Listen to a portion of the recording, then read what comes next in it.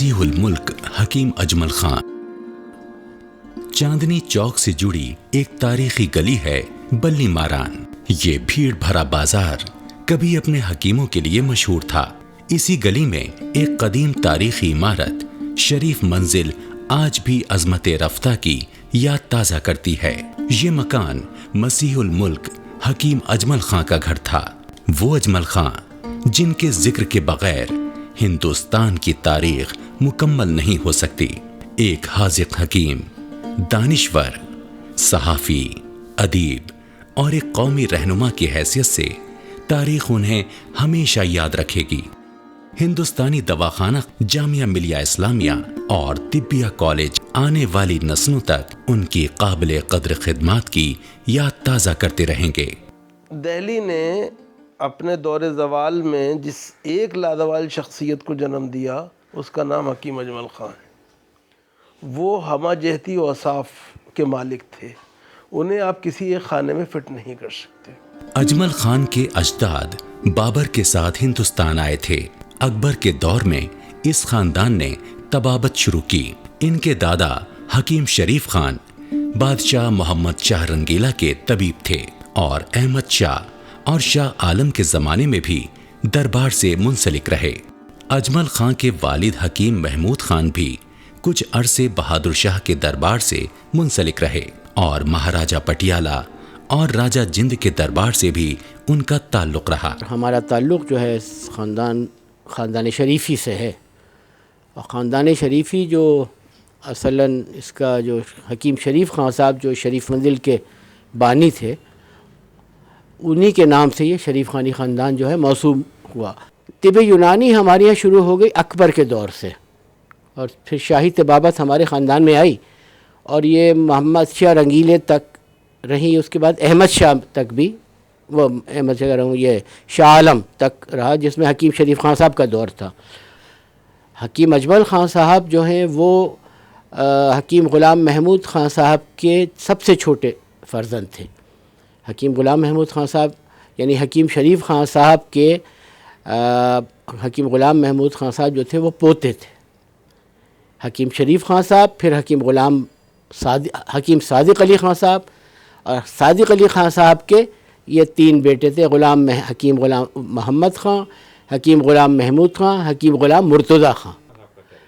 شریف منزل حکیم اجمل خان صاحب، ظاہر ہے کہ ہمارے خاندان کی روایت یہ رہی ہے کہ جو خاندان کا بڑا ہوتا تھا وہ اس کا سربراہ ہوا کرتا تھا، ہیڈ ہوا کرتا تھا۔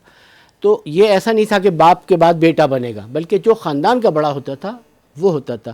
اور یہی روایت جو تھی اس کی وجہ سے 1947 کے بعد جب لوگ یہاں سے پاکستان چلے گئے تو جو لوگ شریف منزل سے گئے تھے انہوں نے اور جتنی بھی جائیدادیں تھیں ان سب کے کلیم کیے پاکستان جا، مگر شریف منزل کا کسی نے کلیم نہیں کیا، کیونکہ ہمارے خاندان کی روایت یہ رہی ہے کہ جو شریف منزل سے باہر چلا گیا رہنے، اس کا باسی نہیں رہا، یعنی اس کی رہائش یہاں نہیں رہی، تو اس کا جو حصہ ہوتا تھا وہ یہاں ساخت ہو جاتا تھا، اور جو یہاں رہنے والے اس کے عزیز ہوتے تھے وہ اس کے مالک ہو جایا کرتے تھے، یعنی ان کے قبضے میں وہ آ جایا کرتی تھی۔ 1740 میں انہوں نے دہلی میں بلی ماران میں شریف منزل کی تعمیر کروائی اور اس کے ایک حصے میں ایک مکتب اور طب یونانی کی ایک درسگاہ کی بنیاد ڈالی۔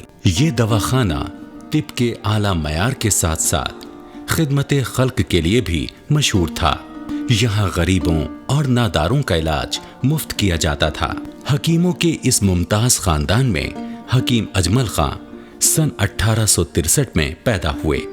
ابتدائی تعلیم حسب دستور روایتی طور پر حاصل کی۔ اسلامیات اور عربی، فارسی، اردو اور دیگر علوم میں دسترس پیدا کی۔ قرآن کا حافظہ کیا اور اپنے بزرگوں سے خاندانی روایت کے مطابق طب کی تعلیم حاصل کی۔ حکمت میں نام پیدا کیا تو 1892 میں نواب رامپور کے طبیب خاص مقرر ہو گئے، جہاں وہ 1902 تک رہے۔ حکیم اجمل خان کی سیاست سے دلچسپی کی ابتدا 30 سال کی عمر سے ہو گئی تھی، جب انہوں نے اکمل الاخبار میں مختلف سیاسی مسائل پر لکھنا شروع کیا۔ یہ اخبار ان کے بڑے بھائی نے 1865 سے 1870 کے درمیان نکالنا شروع کیا تھا اور جو 19ویں صدی کی ابتدا تک نکلتا رہا۔ 19ویں صدی کا زمانہ پورے ہندوستان میں سیاسی اور سماجی بیداری کا دور تھا۔ اردو صحافت نے اس زمانے میں سماجی اور سیاسی بیداری پیدا کرنے میں اہم کردار ادا کیا۔ جد و جہد آزادی کی بہت سی نمائندہ شخصیات صحافت کے ذریعے ہی عوام تک پہنچیں، اور خصوصاً اردو صحافت کے ذریعے، کیونکہ اردو شمالی ہندوستان کی عوامی زبان تھی۔ لالا لاجپت رائے، مولانا ابوالکلام آزاد اور حکیم اجمل خان ان اہم شخصیات میں شامل ہیں جنہوں نے صحافت میں اہم کردار ادا کیا۔ اپنی ابتدائی سیاسی زندگی میں اجمل خان مسلم سیاست میں زیادہ دلچسپی لیتے تھے۔ سن 1906 میں جو وفد مسلمانوں کی طرف سے وائس رائے سے ملنے شملہ گیا، اجمل خان اس کے ممبر تھے۔ اسی سال انہوں نے ڈھاکہ میں منعقد مسلم کانفرنس میں شرکت کی، جو ایک مسلم سیاسی جماعت کی تشکیل کے لیے منعقد کی گئی تھی۔ اجمل خان اس تحریک کی حمایت کرنے والوں میں سے تھے، اور اس طرح 1907 میں مسلم لیگ پارٹی کی بنیاد پڑی۔ کچھ عرصے بعد حکیم اجمل خان مسلم لیگ کے صدر منتخب کیے گئے۔ پہلی جنگ عظیم کے زمانے میں اجمل خان نے انگریز سرکار کی حمایت کی اور ہندوستانی عوام سے اس جنگ میں انگریزوں کا ساتھ دینے کی اپیل کی۔ ان کی طبی اور سماجی خدمات کے اعتراف میں برطانیہ سرکار نے انہیں اعزازات کے ساتھ ایک طلائی تمغہ اور حاذق ملک اور قیصر ہند کے خطابات دیے۔ انگریز سرکار سے وفاداری کے باوجود انہوں نے قوم و ملت کے مسائل پر کبھی کوئی سمجھوتا نہیں کیا۔ جب انگریزی سرکار نے یونانی اور آیوروید کو ختم کرنے کا فیصلہ لیا تو اجمل خان تن من دھن سے اس کی مخالفت میں لگ گئے۔ اجمل خان نے یہ محسوس کیا بہت شروع میں، یعنی 19 سینچری کے آخر میں، کہ انگریز یہاں ایلوپیتھی کو فروغ دینا چاہتے ہیں اور دیسی ادیبوں کا وہی حشر کرنا چاہتے ہیں جو انہوں نے سینٹرل ایشیا اور عرب ممالک میں کیا۔ تو انہوں نے سب سے پہلے ایک تنظیم قائم کی جو آیورویدک اور یونانی دونوں پر مشتمل تھی، اور یہ تنظیم آل انڈیا آیورویدک یونانی طبی کانفرنس کے نام سے 1906 میں انہوں نے دلی میں قائم کی۔ تو ایک طرف تو اس تنظیم کے ذریعے اور اطباء اور ویدوں کو متحد کر کے اس کا مقابلہ کیا، ورنہ مدراس میں بھی بمبئی میں بھی جو میڈیکل ایسوسیشن تھی اس کے دباؤ کے تحت برٹش گورنمنٹ ایک ایسا فارمولہ تیار کرنے جا رہی تھی کہ جس کی وجہ سے ان طبوں کے اوپر پابندی عائد ہوتی۔ ایکٹ کی شکل میں ان کا ارادہ تھا اس کو لانے کا، تو اس کے خلاف پورے ملک میں طبی کانفرنس کے زیر اہتمام اجمل خان نے مدافعت کی کوشش کی۔ دوسرے انہوں نے قومی رہنماؤں کا استعمال کیا۔ انڈین نیشنل کانگریس نے اپنے ناگپور سیشن میں یہ ریزولوشن پاس کیا تھا کہ اگر ہم آزاد ہوئے تو آزاد ہندوستان میں آیورویدک یونانی کو فروغ دیا جائے گا۔ تو ایک طرف تو طبی کانفرنس اور اطباء اور ویدوں کے اتحاد کے ذریعے انہوں نے کوششیں کی، دوسری طرف انہوں نے قومی رہنماؤں کو استعمال کیا۔ تیسری طرف اجمل خان کے اثرات دیسی ریاستوں میں بہت تھے، حیدرآباد، بھوپال، اسی طریقے سے بڑودہ، جے پور، گوالیار، کشمیر۔ تو ان ریاست کے فرما رواؤں نے بھی انگریزوں کے اوپر اپنے اثرات ڈالے، کیونکہ یہ فرما روا یونانی طریقۂ علاج کے بے حد مداح تھے اور متعارف تھے، اور انہوں نے اپنی ریاستوں کے اندر ان طبوں کو فروغ دینے کی بے حد کوشش کی تھی۔ اجمل خان ہندو مسلم اتحاد کی ایک علامت تھے۔ انسان دوستی ان کو وراثت میں ملی تھی۔ ان کا گھر شریف منزل ہمیشہ سے ہر قوم و ملت کے غریبوں اور محتاجوں کے لیے ایک مرکز کی حیثیت رکھتا تھا۔ حکیم اجمل خان جو ہیں انہوں نے قوم پروری کا جو نظریہ اپنے لیے پہلے دن اختیار کیا تھا اس پر تا حیات قائم رہے، اور ہندوستان کی تاریخ میں حکیم اجمل خان وہ اکیلے مسلمان ہیں، پہلے اور آخری، جنہیں آل انڈیا ہندو مہاسبھا نے اپنے اجلاس دہلی کی مجلس استقبالیہ کا صدر بنایا۔ اب سوچی کیسی غیر معمولی شخصیت کے مالک ہوں گے، اور ہندو اور مسلمان دونوں میں کس قدر وہ مقبول رہے ہوں گے کہ ہندو مہاسبھا جیسی تنظیم جس کے فرقہ پرست ہونے میں معاف کیجیے گا کوئی شبہ نہیں ہو سکتا، وہ اپنا جو اجلاس کر رہی ہے اس کی استقبالیہ کا صدر حکیم اجمل خان کو بنا رہی ہے۔ طب یونانی کے لیے انہوں نے صرف سیاسی طور پر احتجاج ہی نہیں کیا، بلکہ اس علم کی ترقی اور ترویج کے لیے بہت سے عملی اقدامات کیے۔ جس طرح سے سر سید نے یہ سوچا کہ بھائی یہ قومی زوال کیوں ہوا مسلمانوں کو، تو وہ اس کا ایک درما انہوں نے تلاش کیا۔ اسی طرح سے حکیم اجمل خان نے جو ہے اس بات کے لیے سوچا کہ یہ جو ہمارے علوم تھے یہ کیوں ان کو زوال ہوا، تو اس پر انہوں نے کافی غور و خوض کے بعد یہی فیصلہ کیا کہ در حقیقت یہ ہمارا جو نظام طب ہے اس میں خوبیوں کے ساتھ ساتھ اس میں اضافے کی ضرورت ہے، اس میں تحقیق اور ریسرچ۔ چنانچہ مختصر میں کہوں، لمبی بات ہے نا، زیادہ میں اسی پر اگر کہوں تو بہت وقت لگ جائے گا۔ تو سب سے پہلے انہوں نے جو اصلاح شروع کی، اب صرف کالج پہ اکتفا نہیں کیا کہ وہاں طب کی تعلیم شروع ہو گئی، اب انہوں نے یہ دیکھا کہ طب کی جو تعلیم اب تک جس نصاب طبی نصاب کی بنیاد پر ہو رہی تھی وہ اسکار رفتہ تھا، اس کو پھر سے ایک نیا نصاب بنانے کی ضرورت ہے۔ چنانچہ انہوں نے سب سے پہلے ایک تو یہ کہ انہوں نے یہ کیا کہ 2 یونٹ قائم کیے، ایک ریسرچ یونٹ کہ جس کے اندر نئے میتھڈولوجی جو ہے، نئے پیرامیٹرز جو ہیں ان کے اوپر سب کام ہو۔ مثلا دوائیں ہیں ہم استعمال کرتے ہیں، ہمیں کچھ نہیں معلوم اس کے اندر کیا ہے، تجربے سے ضرور معلوم ہے کہ یہ نافع ہیں، فائدہ کرتی ہیں، لیکن یہ نہیں معلوم کہ ان میں اجزاء کیا کیا ہیں، اجزاء مؤثرہ کیا کیا ہیں جو ہمارے بدن میں وارد ہونے کے بعد ہمارے بدن کو فائدہ پہنچاتے ہیں۔ اس ریسرچ یونٹ کے اندر انہوں نے، چنانچہ میں لمبی بات ہے مختصر یہ کہہ دوں کہ انہوں نے اس میں سب سے پہلے ایک دوائی پودا ہے جس کو اسرول کہتے ہیں، تو یہ راول سرپینٹینا جس کو انگریزی میں کہتے ہیں، اسرول ایک پلانٹ ہے، آیوریدک پلانٹ ہے، اس پر انہوں نے کام شروع کرایا، اور اس میں جو الکلائڈس نکلے، اجزاء مؤثرہ جو ہے وہ کئی ایک نکالے گئے، اور انہی کے نام سے حکیم اجمل خان کے نام سے اجمیلین، اجمیلینین، ایسے کئی الکلائڈس نکالے گئے، اور انہی کے نام سے چونکہ انہوں نے یہ کام شروع کرایا تھا۔ تو یہ ایک میں نے آپ کو اشارہ دیا کہ دیکھیے اب پودوں کو صرف استعمال نہیں کرایا جا رہا ہے کہ صاحب وہ متن میں پودے لکھ دیے گئے، نباتات جو ہے آپ کو معلوم ہے سب مفردات پر یونانی کا علاج ہے، جو پلانٹس ہیں انہی پر زیادہ ہمارا انحصار ہے، تو انہوں نے اس کی تحقیق اور ریسرچ شروع کی کہ بھئی اس کے اندر کیا ہے۔ ان کی میں سب سے زیادہ جس حیثیت سے متاثر ہوں وہ ان کی علمی حیثیت ہے۔ اجمل خان صاحب کی تمام کتابیں عربی کے اندر ہیں، اور عربی سے عام طور پر اطباء واقف نہیں ہیں یا عوام واقف نہیں ہیں، اس لیے وہ ان کی علمی خدمات سے زیادہ واقف نہیں ہیں۔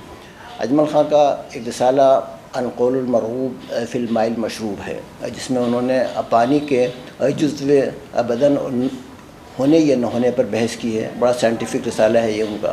دوسرے ان کا الساتیہ ایک رسالہ ہے، الساتیہ نام انہوں نے اس لیے رکھا ہے کہ یہ رسالہ انہوں نے 1 گھنٹے کے اندر تصنیف کیا تھا۔ التحفۃ الحامدیہ فی الصناعۃ التکلیسیہ ان کا ایک رسالہ ہے جو انہوں نے نواب حامد علی خان رامپور کے نام معنون کیا ہے، اسی واسطے اس کا نام التحفۃ الحامدیہ ہے۔ اس میں انہوں نے اس پر بحث کی ہے کہ کشتوں کا استعمال طب یونانی کی روح سے مناسب ہے، اس لیے کہ اس زمانے کے بہت سے اطباء نے یہ اعتراض کیا تھا کہ کشتوں کا استعمال طب یونانی کے حق میں نہیں ہے۔ اس زمانے میں تعاون کا بڑا زور تھا، ہندوستان میں بمبئی، پونا اور کراچی مختلف مقامات کے اوپر بڑی کثرت سے تعاون سے اموات ہو رہی تھیں، تو اجمل خان صاحب نے یہ رسالہ اپنی دوسرے رسالوں کے برخلاف اردو میں لکھا ہے تاکہ عام لوگ تعاون سے واقف ہوں اور اس سے بچاؤ کی تدبیریں کریں۔ اسی طریقے سے حاذق ان کے معمولات کا مجموعہ ہے جو شائع کیا گیا۔ ایک مجلہ طبیہ کے نام سے اجمل خان نے ایک رسالہ نکالا تھا، وہ بڑا اس زمانے کا اہم علمی پرچہ تھا، اور جو آج کل طبی رسالے نکلتے ہیں جس کے اندر کے نسخے و معمولات و مجربات یہ سب درج ہوتے ہیں، اجمل خان نے اس کے برخلاف خالص علمی طور پر اس رسالے کو نکالا جس میں اسباب سے، ماہیت سے، علامات سے بحث ہوتی تھی۔ تو یہ ان کی بڑی خدمات ہیں علمی۔ اپنے بزرگوں کے ذریعے قائم کی گئی شریف منزل کی طبی درسگاہ کو انہوں نے نئے زمانے کے تقاضوں کے مطابق ڈھال کر طب یونانی کے ایک باقاعدہ کالج کی شکل دی۔ عورتوں کو نرس کی تعلیم دینے کے لیے ایک اسکول کھولا۔ طبیہ کالج کا سنگ بنیاد سن 1921 میں شریف منزل کے ایک گوشے میں وائسرائے لارڈ ہارڈنگ نے رکھا تھا۔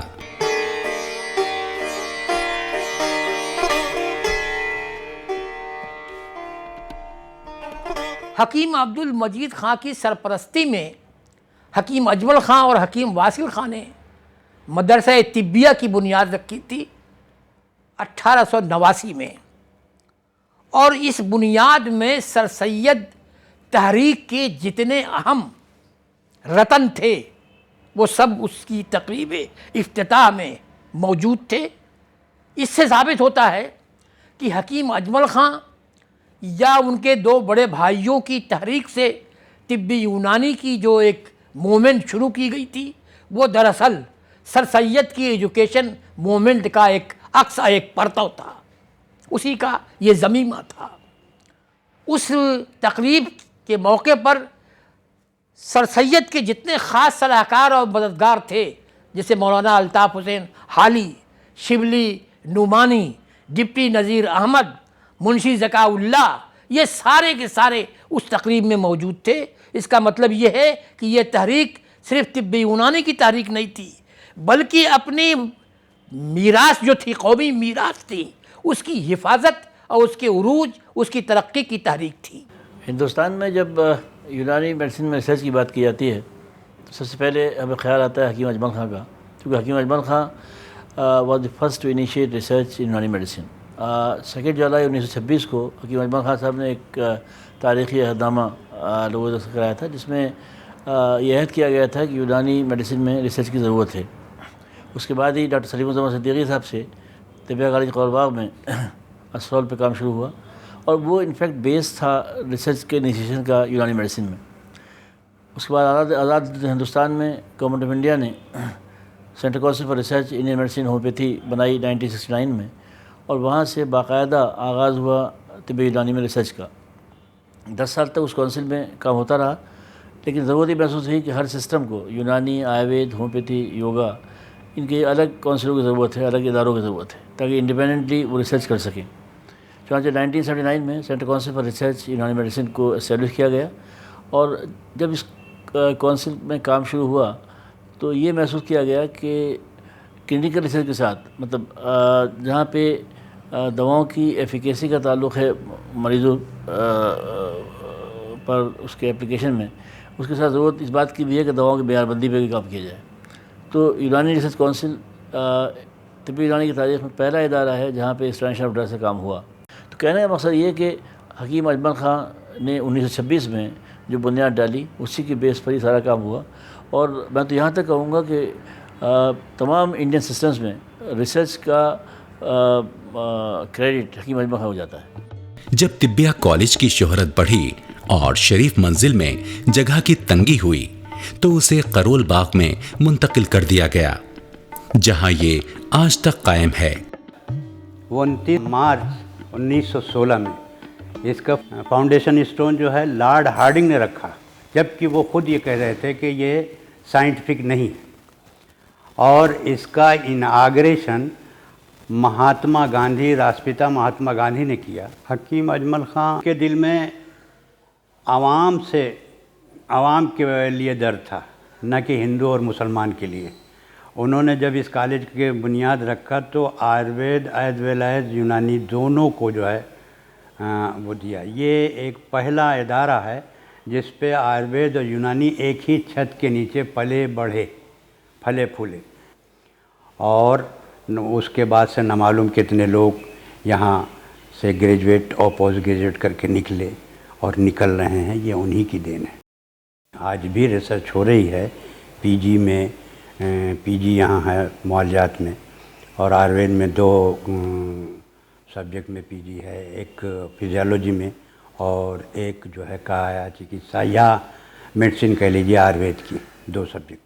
یہ حکیم صاحب کا ایک کارنامہ۔ اور اسی قرول باغ کی سب سے مشہور سڑک آج اجمل خان روڈ کے نام سے جانی جاتی ہے۔ انگریز حکومت نے بہت سے مسلم رہنماؤں کو گرفتار کر لیا۔ اس بات پر پریشان ہو کر اجمل خان گاندھی جی سے ملے، اور گاندھی جی نے خلافت تحریک کے رہنماؤں مولانا محمد علی، شوکت علی اور مولانا آزاد کو متحد کر کے تحفظ خلافت کی تحریک کو اپنا تعاون دیا۔ اس طرح خلافت تحریک گاندھی جی کے قومی احتجاج کا حصہ بن گئی، اور خلافت تحریک کے تمام رہنما ملک کی آزادی کی جدوجہد میں سرگرم ہو گئے۔ گاندھی جی کی عدم تعاون کی تحریک پر مسلم یونیورسٹی کے حکام کے انکار کے بعد اجمل خان نے یونیورسٹی سے استعفیٰ دے دیا اور مختار احمد انصاری، ڈاکٹر ذاکر حسین اور دوسرے نیشنلسٹ رہنماؤں کے ساتھ مل کر سن 1920 میں علی گڑھ میں جامعہ ملیہ اسلامیہ کی بنیاد ڈالی۔ کچھ عرصے بعد جب علی گڑھ میں جامعہ ملیہ اسلامیہ کو دشواریاں پیش آئیں تو اجمل خان کے ایما پر اسے دہلی میں کرول باغ منتقل کر دیا گیا۔ اجمل خان جامعہ ملیہ اسلامیہ کے پہلے چانسلر بنے اور تا حیات اس عہدے پر قائم رہے۔ گاندھی جی کی عدم تعاون کی تحریک کی حمایت میں اجمل خان نے سرکاری اعزاز میں ملے سونے کا تمغہ، حاذق الملک اور قیصر ہند کے خطابات واپس کر دیے۔ گاندھی جی نے ان کے اس حوصلہ مند اقدام کی تعریف کرتے ہوئے اپنے اخبار ینگ انڈیا کے اداریے میں لکھا، یہ حکومت سے عام عدم تعاون کی ابتدا ہے جس کے نتیجے میں حکومت مفلوج ہو جائے گی۔ کچھ دن بعد کانپور میں جمعیت العلماء کانفرنس میں قومی رہنماؤں نے انہیں مسیح الملک کا خطاب عطا کیا۔ سن 1921 میں انہیں انڈین نیشنل کانگریس کا صدر منتخب کر لیا گیا۔ جلیاں والا باغ فائرنگ کی مذمت کے الزام میں انہیں گرفتار کیا گیا اور انہیں کئی مہینے جیل میں گزارنے پڑے۔ اجمل خان کی سیاسی جدوجہد ان کے تعلیمی اور طبی سفر کے شانہ بشانہ چلتی رہی۔ انہوں نے اپنے ان مقاصد کو کیسے ہم آہنگ کیا، اس کا اندازہ اس بات سے ہوتا ہے کہ انہوں نے یونانی اور آیورویدک دواؤں کی تیاری اور فروخت کے لیے ہندوستانی دواخانہ قائم کیا۔ اس دواخانے کے قیام کا مقصد یہ تھا کہ اس سے حاصل ہونے والی آمدنی سے ان کے عوامی خدمت کے کاموں کے اخراجات پورے کیے جائیں۔ اپنے عروج کے زمانے سن 1920 سے 1930 کے درمیان کہا جاتا ہے کہ اس دواخانے کی آمدنی 2 لاکھ روپے ماہانہ تھی، جو اپنے وقت کے لحاظ سے ایک کثیر رقم تھی۔ اس آمدنی کا بڑا حصہ پہلے شریف منزل کے مطب اور طبی درسگاہ اور بعد میں کرول باغ کے طبیہ کالج اور جامعہ ملیہ اسلامیہ کو چلا جاتا تھا، جو اس وقت قوم کے عطیات پر چلنے والا ایک قومی ادارہ تھا۔ جامعہ ملیہ اسلامیہ جو آج اوکھلا کے علاقے میں ہے، آج ایک سینٹرل یونیورسٹی ہے۔ یہ ادارہ اپنی نشو و نما کے کئی دشوار مرحلوں میں حکیم اجمل خان کا ممنون ہے۔ انہوں نے پوری جامعہ کی ایسی کفالت کی، صرف اپنی جیب سے دینا الگ بات ہے، اور جہاں جہاں سے بھی ہو سکتا تھا، جہاں سے بھی ممکن ہو سکتا تھا، وہ ہر طرح سے تیار تھے۔ ان کا تو ایک بہت اہم واقعہ کئی لوگوں نے لکھا ہے، قاضی عبدالستار صاحب نے لکھا ہے کہ جامعہ والے پہنچے اور ان کا صاحب 2 مہینے سے تنخواہیں نہیں ملی ہیں جامعہ والوں کو۔ تو اس وقت ان کے پاس اتفاق سے کچھ نہیں تھا، حالانکہ وہ یہاں کے دہلی کے بے حد متمول اور بہت کھاتے پیتے وہ تھے، اور ان کی فیس جو تھی جو نوابین سے لیتے تھے وہ 1000 روپے، اس وقت 1920 21 22 میں 1000 روپے ان کی فیس ہوتی تھی، لیکن اس وقت اتفاق سے ان کے پاس کچھ نہیں تھا۔ ہاں، انہوں نے زمین خرید کے دی جامعہ کو اپنی جیب خاص سے، جس میں قرال باغ کے تمام عمارتوں کا کرایہ وہ اپنے پاس سے دیتے تھے، وہاں سے لے کے آئے جس وقت 1925 میں۔ تو سب کچھ ذمہ داری 100% ذمہ داری حکیم اجمل خان نے اٹھائی۔ اس کے بعد جو واقعہ میں بتا رہا تھا کہ ان کے پاس اس وقت کچھ نہیں تھا، تو انہوں نے کہا اچھا بھائی میرے پاس یہ 2 انگوٹھیاں ہیں، ایک ہیرے کی ہے اور ایک اور کسی قیمتی اس کی ہے، جاؤ لے جاؤ اور وہاں دریبے میں انہیں بیچ دو اور جا کے تنخواہ دے دو۔ لیکن اس کی قیمت اس وقت بہت کم لگ رہی تھی، انہوں نے آ کے بتایا، تو اتفاق سے اسی وقت ان کے پاس مہاراجہ بوندی کو پہنچ گیا، انہوں نے وہ پورا کا پورا جو کچھ تھا ان کے پاس وہ سب دے دیا۔ تو جامعہ کی ابتدا میں چنانچہ ذاکر صاحب نے اور مختار احمد انصاری نے جو اوبیچوری لکھی ہے، انہوں نے لکھا ہے کہ یہ تو ادارہ یتیم ہو گیا حکیم اجمل خان کے انتقال کے بعد سے۔ تو جامعہ کی، میں نے جیسے عرض کیا کہ جامعہ کے سیاسی بناؤ میں تو مولانا محمد علی، شوکت علی، گاندھی جی اور یہ لوگ تھے، لیکن اس کے عملی اٹھان میں جتنا بڑا حصہ حکیم اجمل خان کا ہے اس کو صحیح طور پہ ابھارا بھی نہیں گیا ہے ابھی تک. وہ بہت ضروری اور اہم حصہ ہے جامعہ کی تاریخ کا.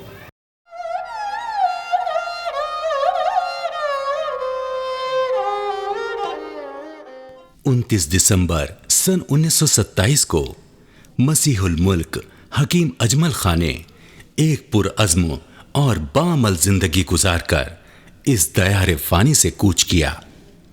ان کے انتقال پر گاندھی جی نے ینگ انڈیا میں لکھا، وہ ایک عظیم مسلمان تھے اور اتنے ہی عظیم ہندوستانی. انہوں نے ہندوؤں اور مسلمانوں کی برابری سے رہنمائی کی اور اس کے عوض میں دونوں نے انہیں عزت دی.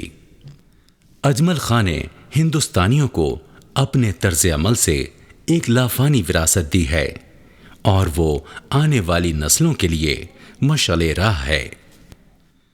حکیم اجمل خان کے انتقال کے 60 سال بعد بھی حکومت ہند نے انہیں خراج تحسین دیتے ہوئے 1987 میں ان کے نام سے ایک ڈاک ٹکٹ جاری کیا.